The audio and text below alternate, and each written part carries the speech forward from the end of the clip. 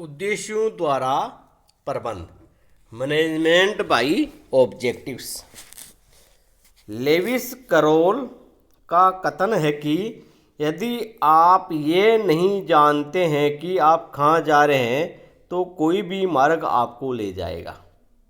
किंतु क्या निष्प्रयोजन कहीं पूछने का कोई अर्थ होता है?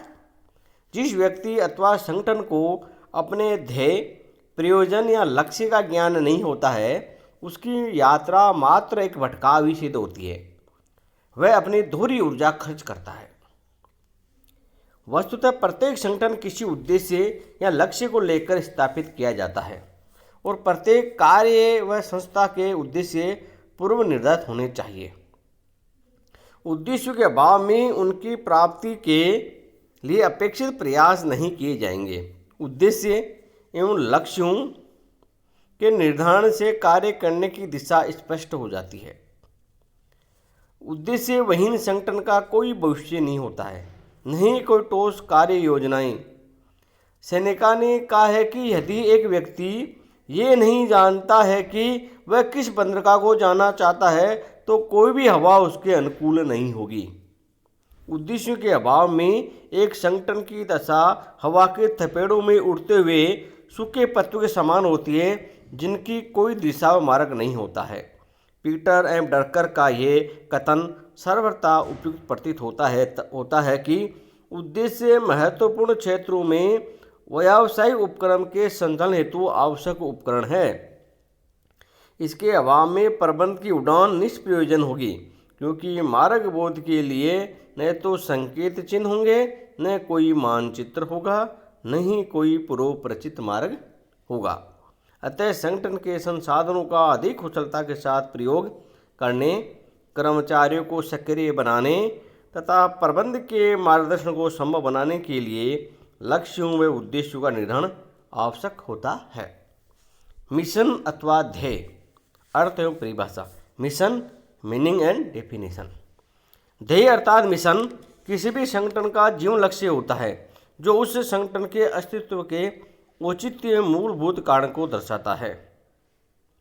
The mission is the very reason and justification for the existence of a firm.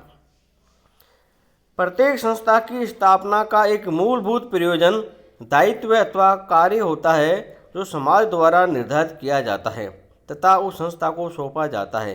यही उसका ध्येय होता है।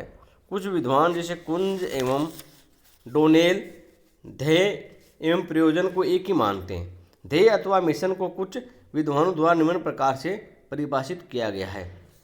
मैगिनसन एवं मोसले के अनुसार संगठनात्मक ध्येय वह कार्य हैं जो एक संगठन सामाजिक अथवा आर्थिक प्रणाली के अंतर्गत निष्पादित करना चाहता है। डोल्टन ई मैकफार्लैंड के अनुसार ध्येय एक सामान्य शब्द है जो संगठन के अस्तित्व के आधारभूत कारण को दर्शाता है। डेविड हेम्पटन के शब्दों में संगठन के ध्येय का उल्लेख करने का तात्पर्य इसके अस्तित्व के मुख्य एवं अति उत्तम कारण को बताना है। ये उस कार्य का निर्धारण है जो वह संस्था समाज के लिए करना चाहती है, और यह इसका मूलभूत चरित्र एवं दर्शन होता है।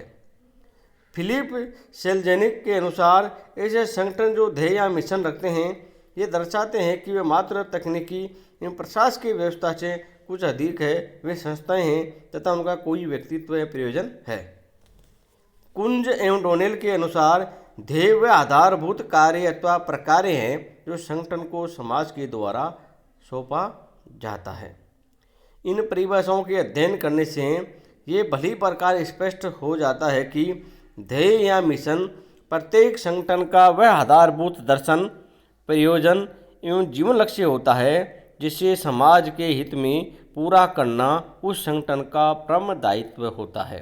ये संगठन के अस्तित्व का मूल कारण होता है। ध्येय के आधार पर ही संगठन के उद्देश्यों, लक्ष्यों, नीतियों, परमाणु मापदंडों आदि का निर्धारण किया जाता है। लक्षण। मिशन या ध्येय की प्रकृति को भली प्रकार से समझने के लिए इसके प्रमुख लक्षणों का विश्लेषण करना आवश्यक है। ध्येय के प्रमुख लक्षण निम्नलिखित प्रकार से हैं। पहला, ध्येय संस्था के अस्तित्व का मूल कारण एवं औचित्य होता है। दूसरा, ध्येय भ्रम या उत्पाद के भौतिक आयामों के संदर्भ में नहीं वरन भ्रम द्वारा समाज को उपलब्ध कराए जाने वाले लाभों के संदर्भ में परिभाषित किया जाता है। ध्येय संस्था के बाहर से परिभाषित किया जाता है। ध्येय या मिशन एक दीर्घकालीन वचनबद्धता है। इसका संबंध भविष्य से होता है। यह आने वाले कुछ वर्षों के लिए वैध बना रहता है। मिशन गतिशील भी होता है। ये वातावरण में होने वाले परिवर्तनों के फलस्वरूप बदला जा सकता है। ये परिवर्तन प्रौद्योगिकी, सामाजिक संरचना, फैशन, रुचियों आदि से संबंधित हो सकते हैं। ध्येय का निर्धारण करते समय वर्तमान एवं भविष्य में एक संतुलन रखा जाना चाहिए। ये बहुत संकीर्ण अथवा बहुत व्यापक नहीं होना चाहिए।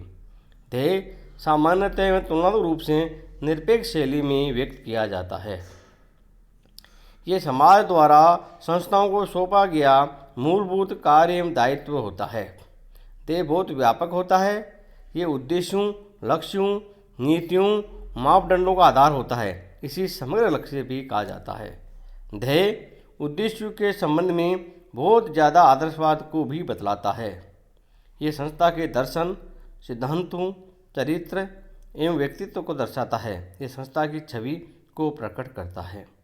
मिशन अथवा ध्येय शब्द का प्रयोग व्यवसाय की तुलना में गैर व्यावसायिक संगठनों में अधिक होता है। जब कंपनी या संगठन का मिशन निर्धारित एवं स्पष्ट होता है तो कंपनी इसके आधार पर अपने विशिष्ट उद्देश्यों एवं लक्ष्यों का निर्धारण कर सकती है। मिशन कर्मचारियों के समक्ष भी संगठन के दर्शन एवं चिंतन को स्पष्ट कर देता है। उद्देश्य, अर्थ एवं परिभाषा, ऑब्जेक्टिव, मीनिंग एंड डेफिनेशन। जब उच्च प्रबंध द्वारा फर्म के ध्येय व प्रयोजन को परिभाषित कर लिया जाता है तो अगला कदम उन्हें कार्य में परिणित करना होता है, ट्रांसलेट इनटू एक्शन। इसके लिए ध्येय या मिशन को छोटे व कार्यशील उद्देश्यों में विभाजित करना होता है। सामान्य शब्दों में उद्देश्य वह परिणाम या लक्ष्य हैं जिनकी प्राप्ति के लिए कोई संस्था कार्य करती है। ये किसी कार्य के अंतिम बिंदु है जिनका निर्धारण प्रारंभ में ही कर दिया जाता है। उद्देश्यों की कुछ परिभाषाएं हैं। जैसे एलन के अनुसार उद्देश्य वे लक्ष्य हैं जो संस्था तथा इसके प्रत्येक अंग के प्रयासों के मार्गदर्शन हेतु निर्धारित किए जाते हैं। प्रोफेसर डॉन हार्वे के अनुसार उद्देश्य अंतिम परिणामों अथवा अंतिम दशाओं के विवरण हैं जो समयबद्ध, मापन योग्य तथा परिमाणात्मक रूप में प्रकट करने योग्य होते हैं।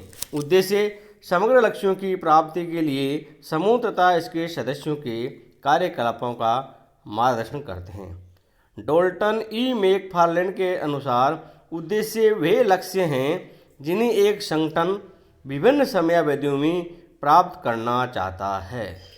जॉर्ज आर टेरी के अनुसार एक प्रबंध के उद्देश्य वह अभिष्ट या अपेक्षित लक्ष्य हैं जो प्रबंध का क्षेत्र निर्धारित करता है तथा उसके प्रयासों की दिशा का सुझाव देता है। कुंज तथा ओडोनेल के अनुसार उद्देश्य वह शब्द है जो सामान्यतः किसी प्रबंध कार्यक्रम के चरम बिंदु को प्रकट करने के लिए उपयोग में लाया जाता है। विलियम गलुग एवं जॉर्ज के अनुसार उद्देश्य वे लक्ष्य हैं जिन्हें एक संगठन अपने अस्तित्व तथा क्रियाओं द्वारा प्राप्त करने का प्रयास करता है। इन सभी परिभाषाओं से स्पष्ट होता है कि उद्देश्य वे अपेक्षित परिणाम हैं जिन्हें एक संस्था निर्धारित समयावधि में प्राप्त कर लेना चाहती है। ये वे अंतिम बिंदु है जो परिमाणात्मक अथवा गुणात्मक रूप में व्यक्त किए जाते हैं तथा जिनकी प्राप्ति के लिए संस्था का प्रत्येक सदस्य प्रयत्न करता है। उद्देश्यों की प्रकृति को समझने के लिए इसके लक्षणों का अध्ययन किया जाना चाहिए। उद्देश्यों के प्रमुख लक्षण इस प्रकार से हैं। पहला, उद्देश्य वे लक्ष्य या परिणाम हैं जिन्हें एक संस्था तथा उसके सदस्य मिलकर प्राप्त करना चाहते हैं। उद्देश्य वे चरम बिंदु है जहाँ कोई भी संस्था या व्यक्ति पूछना चाहता है। उद्देश्य संस्था के मिशन या ध्येय पर आधारित होते हैं तथा इसकी पूर्ति के लिए निर्धारित किए जाते हैं। उद्देश्य मुक्ति सीमा लक्षण है जिनका वर्णन विशिष्ट परिमाणात्मक रूप में नहीं वरन अधिकतम करने, सर्वोत्तम उपयोग करने या न्यूनतम करने की भाषा में किया जाता है, जैसे उत्पादकता बढ़ाना, लागत का न्यूनतम करना अथवा संसाधनों का अधिकतम उपयोग करना आदि। उद्देश्य संस्था के कार्यों के मार्गदर्शक विवरण होते हैं। उद्देश्य भविष्य से संबंधित होते हैं किंतु जो वर्तमान में निर्धारित किए जाते हैं उद्देश्य संस्था के ध्येय की कार्रवाई योजना अथवा कार्य अभिमुखता एवं क्रियाशील प्रतिज्ञाएँ हैं। उद्देश्य किसी निश्चित विचारधारा एवं मान्यताओं के आधार पर निर्धारित किए जाते हैं। उद्देश्य संस्था के लिए नहीं बल्कि संस्था के प्रत्येक अंग, विभाग या कर्मचारी के लिए भी निर्धारित किए जाते हैं। संस्था तथा इसके विभिन्न अंगों के उद्देश्य सहकारी होते हैं, एक दूसरे के विपरीत नहीं। उद्देश्य कार्यों के मूल्यांकन के मापदंड होते हैं। प्रत्येक संस्था के अनेक उद्देश्य होते हैं तथा उनके महत्व के अनुसार उनकी प्राथमिकता निर्धारित की जाती है। उद्देश्यों की एक निश्चित समयावधि होती है। ये भावी कार्यों के प्रति वचनबद्धता है। उद्देश्य अंतर संबंधित होते हैं। ये संगठन के पदानुक्रम के अनुसार भी होते हैं, अर्थात संगठन के सभी स्तरों के लिए उद्देश्य निर्धारित किए जाते हैं। उद्देश्य समय, परिस्थिति तथा घटनाओं के अनुसार परिवर्तनीय होते हैं। उद्देश्य कार्य के प्रारंभ बिंदु भी होते हैं। संस्था के अनेक उद्देश्य प्रतिस्पर्धी होते हैं जिनमें समन्वय समायोजन की आवश्यकता होती है। उद्देश्य का निर्धारण करते समय अप्रत्याशित अनदेखी घटनाओं के लिए भी प्रावधान करना पड़ता है। उद्देश्य अपेक्षित कार्यों या परिणामों के विवरण होते हैं, वास्तविक परिणाम नहीं। उद्देश्य के कई आयाम हैं, जैसे आर्थिक, सामाजिक एवं मानवीय। ये विभिन्न समूह के हितों से भी जुड़े होते हैं। उद्देश्यों के आधार पर ही संसाधनों एवं प्रयासों पर केंद्रीकरण किया जाना संभव होता है। उद्देश्य व्यवसाय का भविष्य नहीं वरन दिशा होते हैं। वे शिक्षाएं नहीं वरन वचनबद्धताएं हैं। हमारे यहाँ उद्देश्य से संबंधित कुछ शब्दों को भी समझ लेना चाहिए। लक्ष्य, गोल। लक्ष्य उद्देश्यों से ही निर्धारित किए जाते हैं। ये उद्देश्यों की तुलना में अति विशिष्ट होते हैं, स्पेसिफिक होते हैं तथा संख्यात्मक या गुणात्मक रूप में व्यक्त किए जाते हैं। ये निश्चित अंकों, शब्दों, लागत, मूल्य, प्रतिशत आदि में व्यक्त किए जाते हैं, जैसे उत्पादकता में 5% वृद्धि का लक्ष्य, लागत में 2% कमी का लक्ष्य अथवा बाजार भाग में 1% वृद्धि का लक्ष्य आदि। लक्ष्य समयबद्ध होते हैं तथा वास्तविक कार्य पर केंद्रित होते हैं। लक्ष्य उद्देश्यों से निकाले जाते हैं। ये निष्पादन एवं कार्य प्रकृति के मापन का आधार होते हैं। लक्ष्य निशाने अथवा बाधाएं हैं जिन्हें पार करना होता है, टारगेट होते हैं। लक्ष्य टारगेट्स को पूरा करते हैं। लक्ष्य योजनाओं को व्यक्तिगत कार्यों तथा क्रियाओं में परिवर्तित करने का मार्ग है। ये कर्मचारियों को अभिप्रेरित करने के साधन भी है। मानदंड, नॉर्म्स, मानदंड का निष्पादन के संबंध में निर्धारित किए गए प्रमाप है, स्टैंडर्ड्स है। इनके आधार पर कार्यकुशलता का मापन किया जा सकता है। ये एक प्रकार से लक्ष्य के ही रूप में होते हैं किंतु लक्ष्य की तुलना में अधिक विशिष्ट होते हैं। प्रयोजन, पर्पज। प्रयोजन एक अत्यंत व्यापक शब्द है जो मिशन या ध्येय से मिलता जुलता है। ये सर्वसमावेश करने वाला शब्द है। ग्रोस के अनुसार प्रयोजन इच्छित भावी दशाओं के संबंध में प्रतिबद्धताओं को दर्शाता है। यानी grow according to grows, referring to any commitment to desire future situation is a purpose. सामान्य प्रयोजन समाज आर्थिक सामाजिक योगदान के लिए समाज के स्तर पर होते हैं। मिशन, ध्येय, दर्शन वे सिद्धांत पर आधारित होते हैं, उपक्रम के स्तर पर होते हैं। और समग्र उद्देश्य दीर्घकालीन एवं युद्ध नीति के होते हैं, उच्च प्रबंध के स्तर पर किए जाते हैं। और विशिष्ट उद्देश्य अल्पकालीन होते हैं, ये विभाग या डिवीजन के स्तर पर तय किए जाते हैं। और लक्ष्य अल्पकालीन एवं समयबद्ध होते हैं जो अनुभाग या इकाई स्तर पर किए जाते हैं। और लक्ष्य एवं मानदंड जो कार्य निष्पादन संबंधित होते हैं जो व्यक्तिगत स्तर पर संपन्न किए जाते हैं। इस प्रकार मिशन, प्रयोजन, उद्देश्य व लक्ष्य आदि के संबंध में अपने क्रमबद्धता का समझने का प्रयास किया है। धन्यवाद।